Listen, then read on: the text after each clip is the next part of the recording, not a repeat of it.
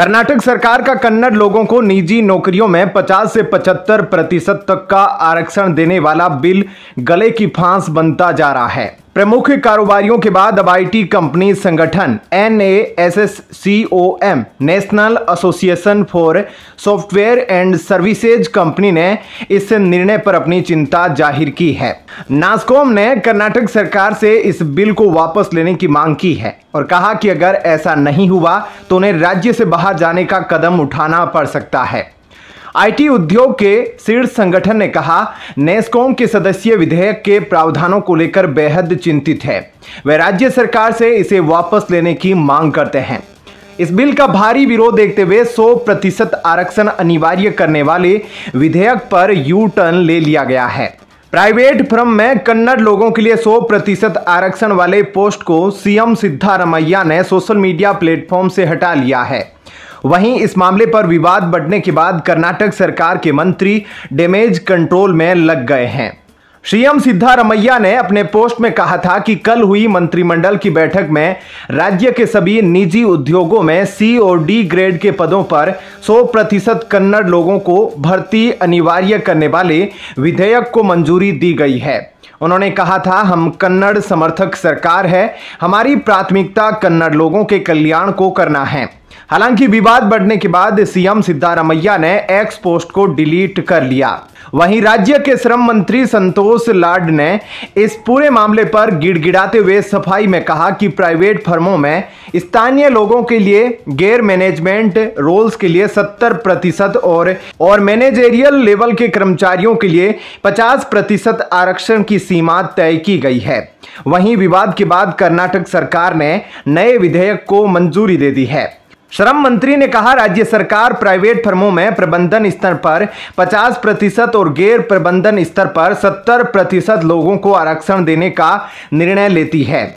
उन्होंने कहा कि अगर राज्य में जरूरी कौशल उपलब्ध नहीं है तो उसे आउटसोर्स किया जा सकता है और उन्हें यहां काम दिया जा सकता है। वहीं कर्नाटक के मंत्री रामलिंगा रेड्डी ने कहा कि जो लोग कर्नाटक में रह रहे हैं उन्हें कन्नड़ सीखना चाहिए।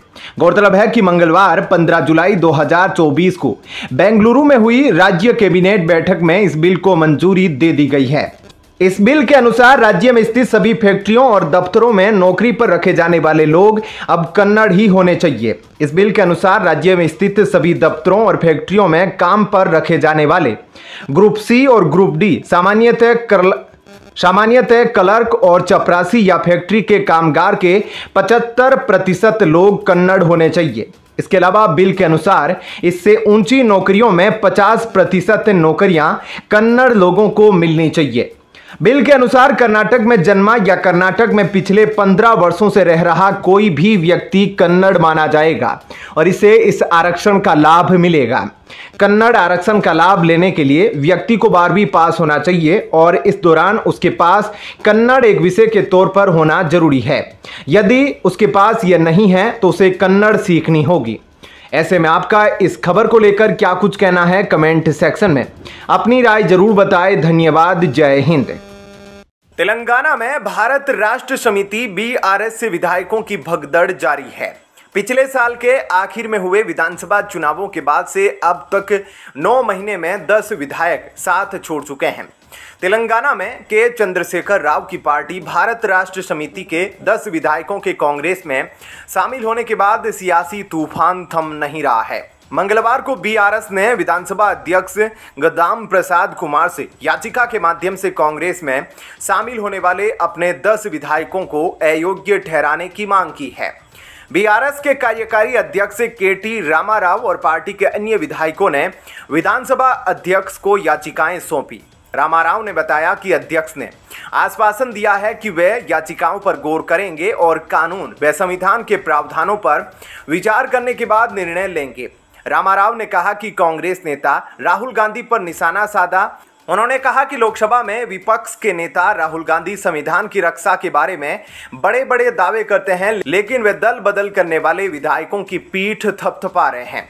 BRS प्रतिनिधि मंडल ने आधिकारिक कार्यक्रमों में कथित प्रोटोकॉल उल्लंघन के बारे में भी विधानसभा अध्यक्ष से शिकायत की। आरोप है कि आधिकारिक कार्यक्रमों में BRS विधायकों की अनदेखी की गई है। बीआरएस अध्यक्ष और पूर्व मुख्यमंत्री के चंद्रशेखर राव के बेटे रामा राव ने कहा कि सर्वोच्च न्यायालय ने अपने फैसले में कहा है कि विधानसभा अध्यक्ष को 3 महीने के भीतर अयोग्यता पर फैसला करना चाहिए। यह बात विधानसभा अध्यक्ष प्रसाद कुमार को बताई गई है।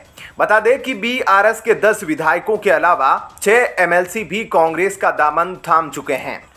कांग्रेस का कहना है कि चंद्रशेखर राव के नेतृत्व वाली पार्टी को दल बदल के बारे में बात करने का नैतिक अधिकार नहीं है, क्योंकि बीआरएस ने सत्ता में रहते हुए अन्य दलों के विधायकों को अपनी पार्टी में शामिल कराया था। पिछले साल हुए 119 सदस्यीय विधानसभा चुनाव में बीआरएस को 39 सीटें मिली थी, जबकि कांग्रेस 64 सीटों पर जीत दर्ज कर सत्ता में आई थी। हालांकि सिकंदराबाद छावनी से निर्वाचित हुई बीआरएस सदस्य जी लस्या नंदिता की सड़क हादसे में मौत के बाद हुए उपचुनाव में कांग्रेस को जीत मिली और इस प्रकार सदन में उसके सदस्यों की संख्या बढ़कर 65 हो गई। बीआरएस के 10 सदस्यों के पाला बदलने से सदन में कांग्रेस का संख्या बल 75 हो गया है। बीआरएस के कार्यकारी अध्यक्ष रामा राव ने बताया कि विधानसभा अध्यक्ष ने भरोसा दिया कि वे याचिका पर गौर करेंगे और कानून एवं संविधान के सुसंगत प्रावधानों के तहत फैसला करेंगे। उन्होंने संवाददाताओं से कहा कि हमें अब भी विधानसभा अध्यक्ष पर भरोसा है। हमें उम्मीद है कि वे फैसला करेंगे। अगर वे ऐसा नहीं करते हैं तो हम सुप्रीम कोर्ट का दरवाजा खटखटाएंगे। बीआरएस की आलोचनाओं का जवाब देते हुए कांग्रेस नेताओं ने पूर्व में कहा था कि के चंद्रशेखर राव नित्य पार्टी को दल बदल पर बात करने का कोई नैतिक अधिकार नहीं है, क्योंकि बीआरएस ने भी सत्ता में रहने के दौरान दूसरे दलों के विधायकों को अपनी पार्टी में शामिल किया था। ऐसे में क्या कुछ कहना है आपका इस खबर को लेकर कमेंट सेक्शन में अपनी राय जरूर बताएं। धन्यवाद। जय हिंद। उत्तर प्रदेश में लोकसभा चुनाव 2024 के नतीजों से भाजपा को झटका मिला है। तब से ही यूपी भाजपा में उथल पुथल है। भाजपा उस चोट से उबरकर अब विधानसभा उपचुनाव में दमखम दिखाने की कोशिशों में है, मगर मौजूदा वक्त में कई ऐसे सियासी घटनाक्रम सामने आए हैं जिससे लग रहा है कि यूपी भाजपा में ही all is not well. UP के डिप्टी सीएम केशव प्रसाद मौर्य के तेवर और भाजपा के भीतर ताबड़तोड़ बैठक मुलाकातों से यह संकेत मिल रहे हैं कि यूपी भाजपा में जरूर कोई सियासी खिचड़ी पक रही है। तभी तो लखनऊ से लेकर दिल्ली तक सियासी पारा हाई है। हालिया लोकसभा चुनाव में बीजेपी को उत्तर प्रदेश ने तगड़ा झटका दिया। 2019 में यूपी की 62 सीटें जीतने वाली बीजेपी 2024 में सिर्फ 33 पर सिमट गई। चुनावी हार ने पार्टी कार्यकर्ताओं को न सिर्फ निराश किया बल्कि नाराज भी। दिल्ली से लेकर लखनऊ तक समीक्षा बैठकों का दौर जारी है। यूपी के सीएम योगी आदित्यनाथ और डिप्टी सीएम केशव प्रसाद मौर्य में टकराव की खबरें हैं। अटकलों का बाजार गर्म है कि बीजेपी जल्द ही कोई बड़ा फैसला कर सकती है। मौर्य ने मंगलवार को बीजेपी चीफ जेपी नड्डा से मुलाकात की। बाहर निकलते वक्त मीडिया ने खूब कुरेदा, मगर मौर्य कुछ नहीं बोले। 2 दिन पहले ही मौर्य ने यूपी बीजेपी की विस्तारित कार्यकारिणी की बैठक में अपने बयान से राजनीतिक पारा चढ़ा दिया था। रविवार को लखनऊ में हुई बैठक में मौर्य ने कहा था, संगठन हमेशा सरकार से बड़ा होता है।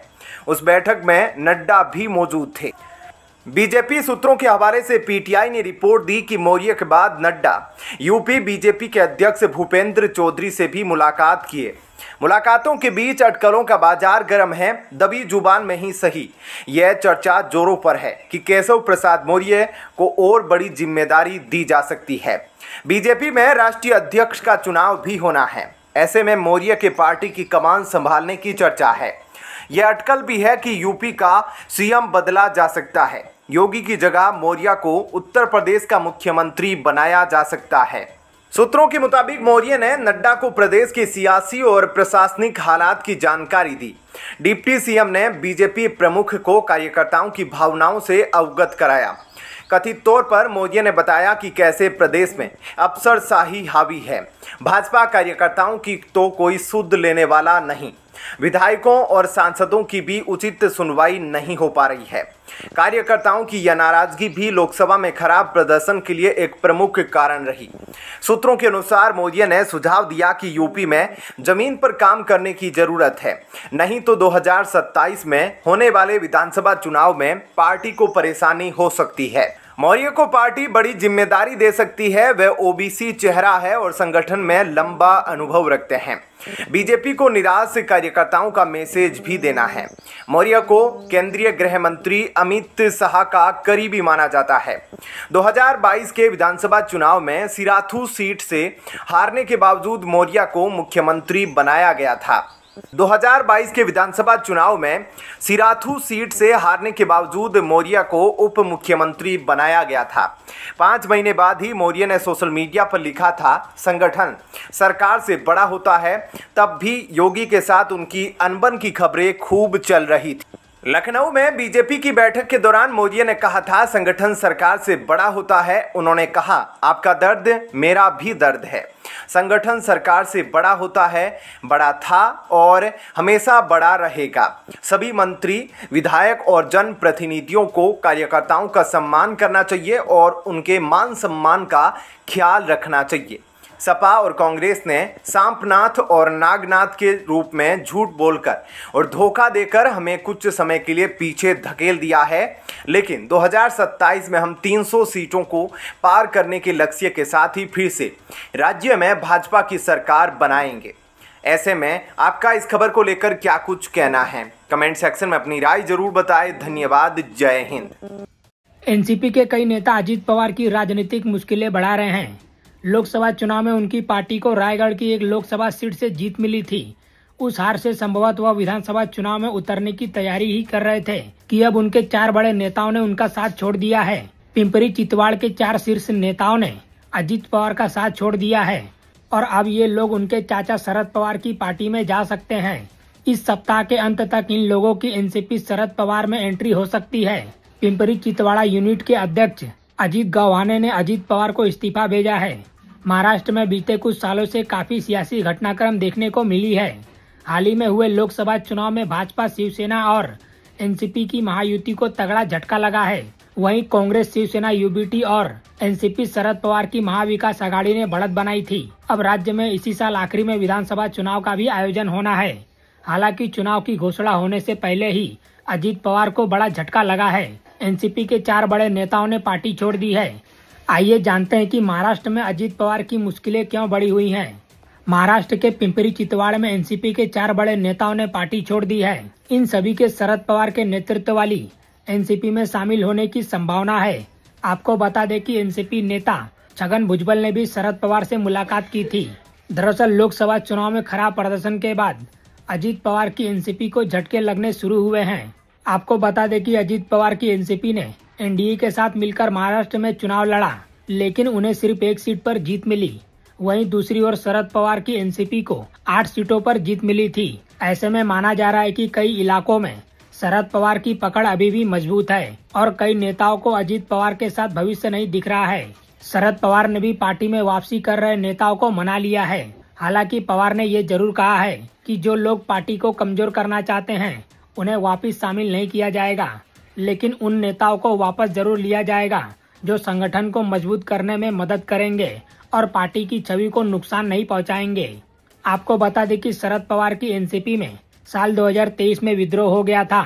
पार्टी के ज्यादातर विधायकों के साथ अजीत पवार भाजपा शिवसेना की सरकार में शामिल हो गए थे। पार्टी का नाम और चुनाव चिन्ह भी अजीत पवार को मिला।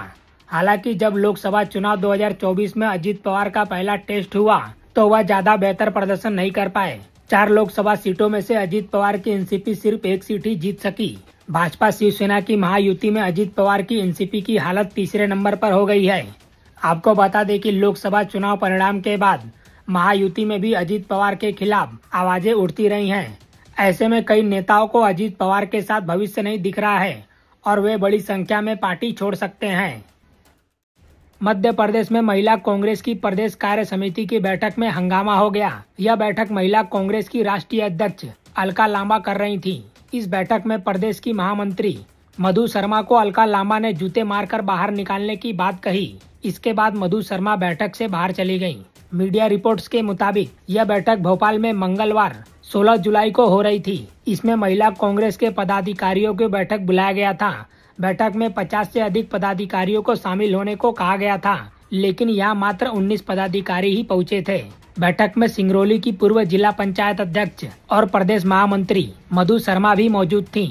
उन्होंने यहाँ बैठक के लिए बनाई गई सूची पर आपत्ति जताई। शर्मा ने प्रश्न उठाते हुए कहा कि उनका इस सूची में नाम क्यों नहीं है। इस पर अलका लांबा ने उनके साथ बहस चालू कर दी। अलका लांबा ने मधुसूदन को तुरंत बैठक से बाहर निकलने को कह दिया। इस पर मधु शर्मा ने उन्हें जवाब देते हुए कहा कि उनकी नियुक्ति अलका लांबा ने ही तो की है और नियुक्ति पत्र भी दिया है। मधु शर्मा के इस जवाब पर अलका लांबा ने कहा, मध्य प्रदेश में कई नियुक्तियां फर्जी हैं।